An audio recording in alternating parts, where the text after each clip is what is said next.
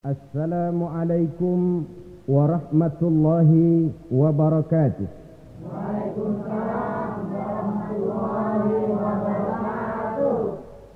Bismillahirrahmanirrahim. Alhamdulillahi rabbil alamin. Wassalatu wassalamu ala ashrafil anbiya'i wal mursalin. Sayyidina wa maulana Muhammadin. Wa ala alihi wa ashabihil mujahidin at-tahirin, amma ba'du. Saudara-saudara kaum muslimin rahimakumullah, setiap orang dalam kehidupan ini selalu berusaha mencari sesuatu yang bernama bahagia. Setiap hari sejak matahari terbit di sebelah timur yang disambut dengan kicau murai di dahan dan kokok ayam di kandang, dunia ini penuh dengan berbagai macam kesibukan. Sejak dari petani yang turun ke ladang, pedagang yang berangkat ke pasar, pelajar yang menuju sekolah, sampai kepada pegawai yang berangkat ke kantor, seluruhnya tidak lain untuk mencari sesuatu yang bernama bahagia. Setiap orang menginginkan kebahagiaan dan tidak seorang pun menginginkan kesengsaraan dalam kehidupan ini. Namun nyatanya tidak setiap orang yang ingin bahagia mengetahui jalan yang harus ditempuhnya untuk sampai kepada kebahagiaan itu. Maka pada kesempatan pertemuan kali ini saya ingin menyampaikan sebuah hadis dari junjungan kita baginda Nabi besar Muhammad sallallahu alaihi wasallam yang termuat dalam kitab Mukhtarul Ahadits An-Nabawiyah, di mana beliau bersabda, Arba'un min sa'adatil mar'i. Ada 4 perkara yang merupakan tanda dari orang bahagia. Saya mau tanya, di antara saudara-saudara yang hadir di sini, apa ada yang kepengen jadi orang sengsara? Seluruhnya tentu ingin mendapatkan kebahagiaan. Maka menurut resep dari Nabi kita, tanda orang bahagia itu 4. Jadi kalau saudara ingin bahagia harus mempunyai 4 perkara ini. Yang pertama, orang bahagia itu kata Nabi, darun wasi'un. Punya rumah biar bagus asal gede. Enak ngaturnya. Daripada sudah punya rumah kecil, adanya di pinggir kali, gubuk, kalau hujan bocor, miring lagi, kiamat. Loh, kalau gitu Islam materialis dong. Hadis ini boleh diartikan dengan makna hakiki, arti yang sebenarnya. Boleh diartikan dengan makna majazi, arti kiasan.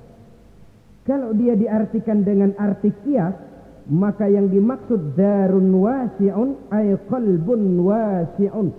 Rumah yang luas tidak lain daripada hati yang lapang. Karena di situ kunci kebahagiaan yang sebenarnya. Walaupun kita cuma tinggal di petak berukuran 2 kali 3 meter, kalau hati kita luas rasanya rumah itu. Tapi biar rumah kita halamannya saja puluhan ribu hektar, ada kolam renangnya, kamar tidurnya tidak lagi terhitung. Kalau hati yang menempati rumah itu sempit, maka akan terasa sempit jugalah rumah itu. Tempat bergantungnya tidak lain adalah hati. Marilah kita mencoba melihat berbagai pandangan orang tentang bahagia ini. Ada orang menyangka bahwa bahagia itu kalau dia mendapatkan harta yang sebanyak-banyaknya. Siapa yang banyak harta, dialah raja. Apa yang dia mau, seluruhnya bisa dibeli. Keamanannya, dia bisa menyewa petugas. Seluruh fasilitas untuk menyenangkan kehidupannya bisa dibeli. Pendeknya, hartalah segala-galanya dalam kehidupan. Sampai ada pepatah mengatakan, Innad darahima fil amakini kulliha taksur rijala mahabatan wa jalala. Sesungguhnya harta, dinar, dirham, uang, di mana-mana selalu bikin hebat orang yang memilikinya. Coba lihat.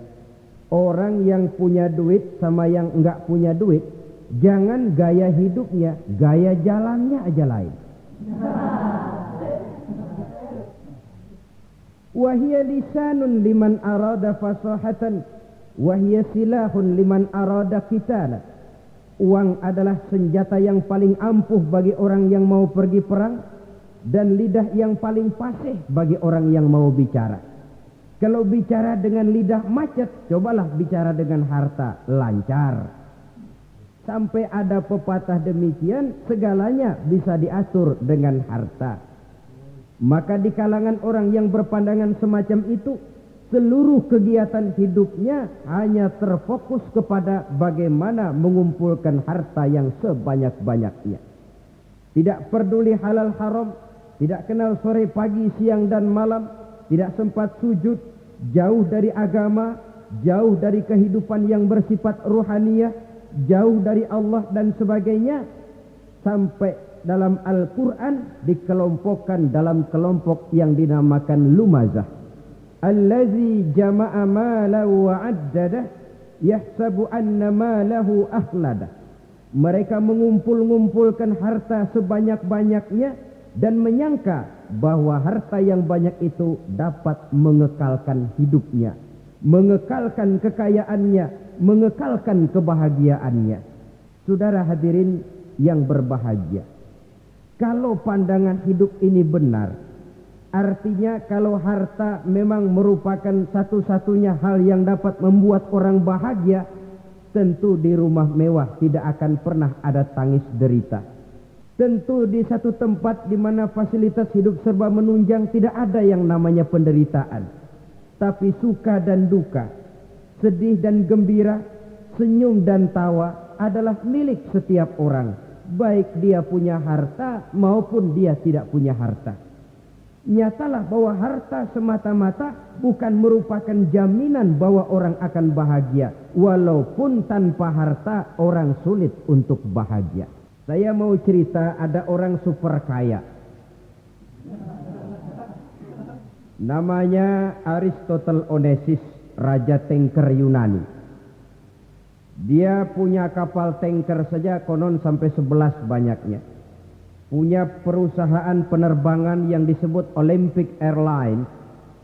Punya hotel di berbagai kota besar di dunia ini. Sejak dari New York, London, Paris, Rome dan sebagainya. Bahkan punya pulau yang dia namakan Pulau Scorpio. Ini kan namanya sudah kaya nggak tanggung-tanggung. Punya pulau. Nah, dia punya 2 orang anak. Yang satu laki-laki namanya Alexander, yang satu perempuan namanya Maria Onassis. Seluruh harapannya tertumpah kepada anak lakinya Alexander ini, yang akan meneruskan usahanya, meneruskan kekayaannya, meneruskan dinastinya. Apa yang terjadi? Ternyata anak yang dia harapkan yang bernama Alexander ini mati muda dalam kecelakaan pada waktu dia olahraga.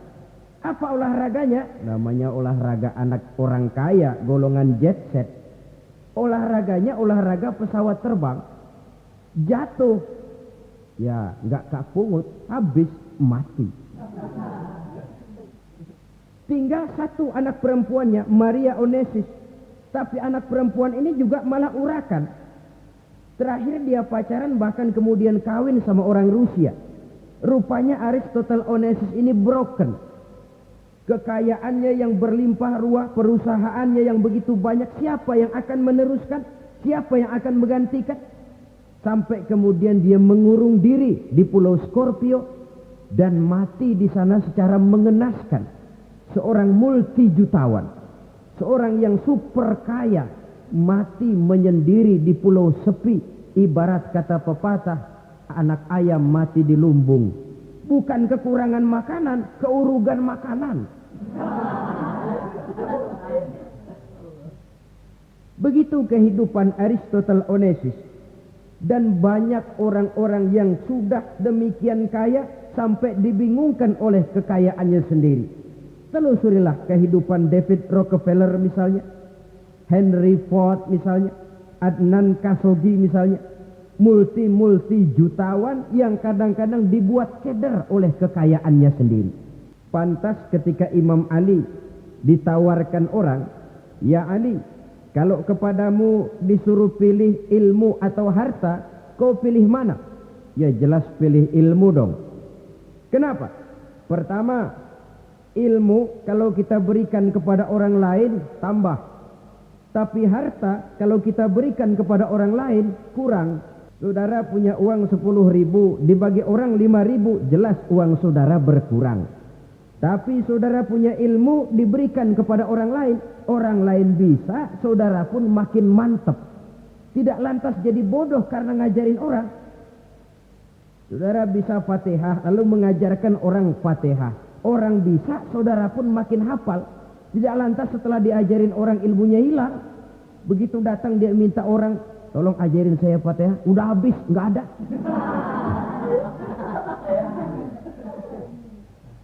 Yang kedua kata Imam Ali, ilmu menjaga kita. Kalau harta kita yang harus jaga. Makin banyak ilmu makin terpelihara diri seharusnya. Tetapi makin banyak harta makin bingung kita jaganya. Sampai kadang-kadang kalau perlu seluruh keliling rumah dipasangi alarm. Belum cukup disewakan anjing besar-besar, pasang di depan pintu, awas anjing galak. Masih belum cukup juga cari centeng tukang-tukang kepruk jaga rumah. Masih terasa belum aman padahal rumahnya dikelilingi tembok besar. Di balik tembok ada pintu-pintunya tebal. Di balik pintu itu terbuka masuk kamar, kamar pun ada pintunya, pintunya pun kuat.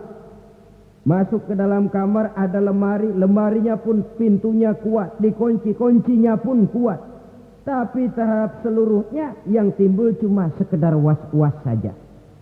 Kesimpulannya sekali lagi, tanpa harta orang memang sulit untuk bahagia. Tapi harta semata-mata tidak merupakan jaminan orang akan bahagia. Dengan hati yang luas itu modal utama untuk mencapai kebahagiaan hidup. Orang yang hatinya luas, saudara-saudara, punya hati yang lapang, melihat kenyataan hidup ini, dia bersyukur senantiasa kepada Allah. Lantas tidak timbul hasud dan iri hatinya. Oleh karena itu jiwanya selalu lapang. Kalau tidak, cupik hati namanya. Dangkal pandangan, tidak senang melihat orang lain dapat nikmat, dan itu sering dijadikan contoh. Kalau orang yang lapang dada, dia lihat tetangganya beli TV baru, dia berkata, Alhamdulillah ya, tetangga kita beli TV, mudah-mudahan kita bisa ikut nonton. Lapang dadanya. Tapi orang yang sempit hati, lihat tetangga beli televisi, meriang. Enggak diapa-apain, meriang. Besoknya dengar tetangga beli motor, makin sakit, ke rumah sakit. Lalu di rumah sakit dengar tetangganya beli mobil, mati. Disiksa oleh perasaannya sendiri. Orang kalau hati sudah sempit dalam hidup, kemanapun dia pergi, sempit rasanya medan kehidupannya. Kemudian kita melihat juga ada orang yang menilai bahwa bahagia itu katanya kalau punya kedudukan yang tinggi, pangkat yang agung, wibawa yang besar. Mungkin betul, tapi mungkin juga tidak. Bergantung kepada hati orang yang punya pangkat itu. Sama dengan harta tadi. Harta akan membawa bahagia kalau dia jatuh ke tangan orang yang berhati lapang. Tapi harta akan jadi bencana kalau jatuh ke tangan hati orang yang sempit. Pangkat akan membawa bahaya kalau jatuh di tangan hati orang yang sempit. Lebih dari itu, kenyataan mengajarkan kepada kita bahwa ternyata pangkat dan jabatan tidak selamanya memberikan kebahagiaan dalam kehidupan. Bahkan resikonya kelewat besar. Beberapa bukti kita bisa ambil dari para pemimpin dunia yang menjadi korban lantaran pangkat dan jabatan yang disandangnya. Saudara ingat Presiden Abraham Lincoln dan John Kennedy dari Amerika? Dibunuh orang. Pak Chung Hee dari Korea Selatan, Ziaur Rahman dari Bangladesh, Anwar Sadat dari Mesir, terakhir Indira Gandhi dari India, menjadi korban dari pangkat dan jabatan yang disandangnya dari orang-orang yang tidak senang dia memegang jabatan itu. dia akan mudah mengundang bencana. Sehingga pantas kalau seorang presiden terkemuka Amerika, Harry Truman namanya, dia mengatakan jabatan presiden itu, kata dia, seperti orang nunggang macan, naik macan. Harus kita taiki, kalau enggak dia bakal nerekam kita, ngeri katanya. Adapun orang yang hatinya lapang, kalau dia menerima pangkat dan jabatan, dianggapnya itu satu kesempatan untuk berbuat baik. Tapi orang yang berhati sempit, menerima pangkat dan jabatan, bukan kadang-kadang menerima, malah berusaha setengah mati mencapai dengan segala cara. Kalau perlu jilat atas, jilat atas. Jadi golongan sumuhun dawuh. Jadi kelompok kulon nuwun, yes sir, yang kerjanya cuma oke bos. Kalau perlu jilat atas, jilat atas. Kalau perlu injak yang bawah, injak yang bawah. Perlu sikut kiri kanan, sikut kiri kanan. Yang penting pangkat dapat, jabatan dapat. Orang yang semacam ini, kalau sudah mempunyai pangkat dan jabatan, biasanya dia tidak menganggap itu sebagai amanah, tidak menganggap sebagai kesempatan berbuat baik, tapi malah kesempatan untuk memperturutkan hawa nafsunya yang dilatar belakangi oleh kesempitan hatinya tadi. Apalagi kalau orang memperoleh pangkat karena banyak mengeluarkan uang, seakan-akan pangkat dan jabatan itu sekarang macam proyek, pakai tender. Siapa yang berani bayar segini naik, nggak berani minggir. Padahal logikanya, kalau orang mencapai satu jabatan karena banyak mengeluarkan uang, hampir bisa dipastikan bahwa setelah jabatan itu dia pegang, langkah pertama yang akan dilakukannya ialah berusaha bagaimana uang yang dia keluarkan supaya kembali. Ya paling kurang pulang modal dulu dong. Soal mikirin rakyat, soal nanti, tapi ini modal harus pulang. Itu celakanya kalau orang memperoleh pangkat dan jabatan cuma karena banyak mengeluarkan uang. Jarang orang yang mempunyai keyakinan dan pandangan bahwa pangkat dan jabatan merupakan amanah. Jadi sekali lagi, pangkat dan jabatan mungkin saja membawa kebahagiaan kalau jatuh ke tangan orang yang berhati lapang. Tapi bisa jadi bencana kalau dia jatuh ke tangan orang yang mempunyai hati yang sempit. Dan lagi-lagi stresnya hati yang lapang. Lalu sebagian orang, saudara, ada yang berpandangan katanya bahagia itu kalau jadi orang terkenal, mempunyai popularitas, menjadi idola di kalangan remaja, di kalangan orang tua, di segala lapisan masyarakat. Padahal makin populer orang, makin terikat dia. Ya kalau macam kita ini kan nggak punya nama, nggak populer, tengah malam buta mau nongkrong di warung Tegal aman. Tapi pangkat, jabatan, kedudukan, popularitas menyebabkan kita diikat dengan berbagai macam peraturan. Cuma mandi sama ke WC saja yang nggak dikawal. Benarkah popularitas, ketenaran membawa kebahagiaan? Mungkin. Ya, tapi mungkin juga tidak. Kenapa? Banyak orang-orang populer yang mengakhiri hidupnya secara tragis. Kita ambil beberapa nama. Di Amerika tahun 60-an ada bintang seksi paling terkenal yang dijuluki sex bomb. Bom seks. Sampai sekarang jadi legenda, namanya Marilyn Monroe. Singkatan dobelnya itu inisialnya MM, Marilyn Monroe. Terkenal, top, sampai dia mati tahun 62. Namanya sekarang masih saja dibicarakan orang. Kenapa dia bunuh diri? Tidak punya hartakah dia? Banyak. Kurang populerkah dia? Seluruh dunia mengenalnya. Sejak rakyat kecil sampai pejabat tinggi dia punya hubungan. Kenapa? Jenuh. Dia terlahir dalam keadaan yatim. Setelah itu tidak lama dia berangkat remaja, ibunya meninggal. Pindah dari wanita asuh ke wanita asuh sampai 12 orang ibu angkatnya. Dan kekecewaan yang paling parah, setiap laki-laki yang dekat dengannya hanya seperti kapal berlabuh. Datang dan pergi silih berganti. Padahal dia merindukan seseorang yang bisa melindungi hidupnya. Dia rindukan itu dan dia tidak pernah menemukan. Itu yang akhirnya menyebabkan dia minum pil tidur kelewat dosis. Minum obat tidur kebanyakan. Ya tidur terus sampai sekarang.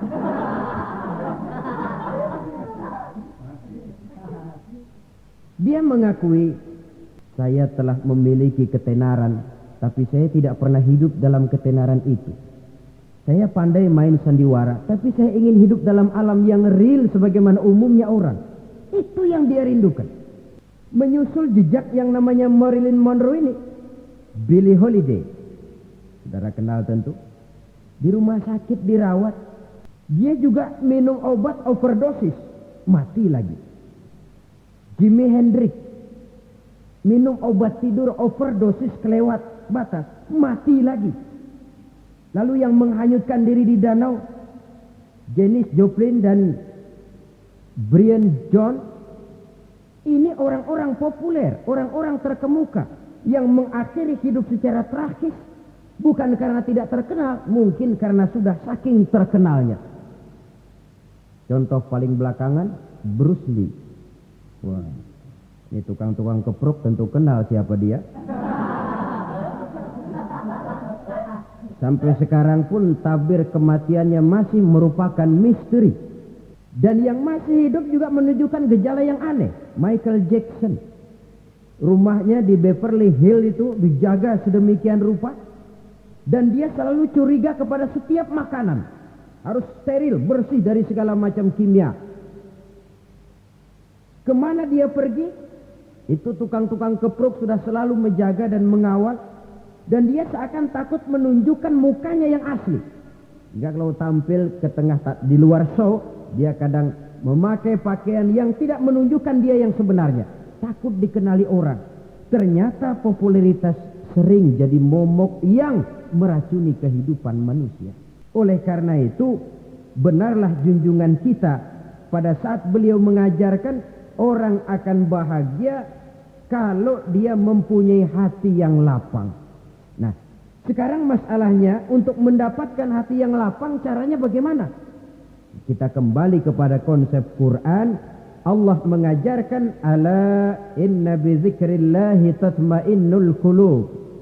Ketahuilah bahwa dengan banyak mengingat Allah, hati akan tenang, jiwa akan lapang.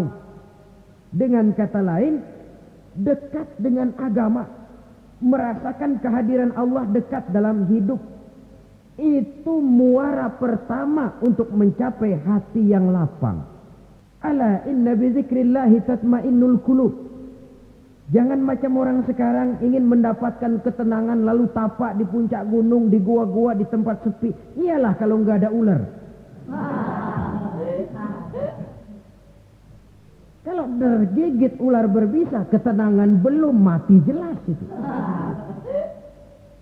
Islam positif untuk mendapatkan ketenangan. Ala inna bi dzikrillahi tatmainnul qulubi. Bahwa ketahuilah bahwa dengan banyak mengingat Allah, hati akan tenang, jiwa akan lapang, nuansa pikiran akan luas. Karena yang namanya bahagia ada dimanapun manusia berada. Di kampung ada bahagia, di kota ada bahagia.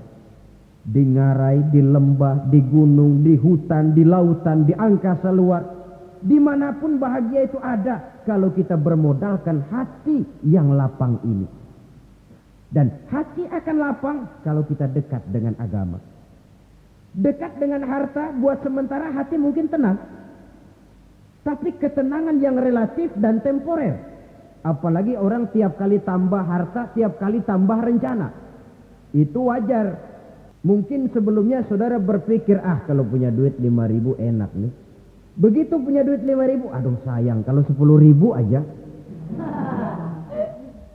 Tiap kali tambah harta, tiap kali lain rencana.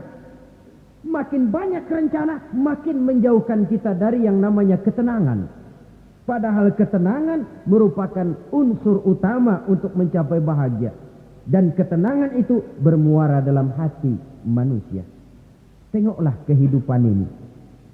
Orang yang banyak harta dengan orang miskin, berbedakah rasa sakit yang mereka tanggungkan? Rasanya tidak. Walaupun si kaya tidur di kasur empuk berselimutkan sutra mahal, sementara si miskin meringkuk di balai bambu yang keras dan kasar. Apabila maut datang, dia juga tidak pernah pilih bulu. Maut datang menyebut si kaya di singgasana keemasannya, dikelilingi oleh para pengasuh, dayang dan inang serta para pengawal. Dan maut pun datang menjemput si miskin papa sehingga ia tergelepar di tepian jalan. Kedua-duanya bernama mati. Kalau nyata bahwa sakit yang ditanggung si kaya tidak beda dengan sakit yang ditanggung si miskin, bukan harta semata yang membuat orang bahagia. Hati yang tenang, jiwa yang lapang penuh kedamaian karena banyak berzikir dan mengingat Allah, itu merupakan modal utama untuk mencapai sesuatu yang bernama bahagia. Saudara hadirin yang saya hormati, inilah yang pertama dari 4 ciri yang digambarkan oleh Nabi tentang tanda-tanda orang bahagia. Dan harus berangkat dari yang pertama ini. Hati yang lapang. Ini yang harus kita miliki lebih dahulu. Baru nanti akan menyusul kepada poin yang ketiga, kedua, dan selanjutnya. Sebab kalau hati sudah terisi dengan jiwa yang lapang, seluruh persoalan insya Allah akan bisa kita atasi dengan sebagaimana mestinya.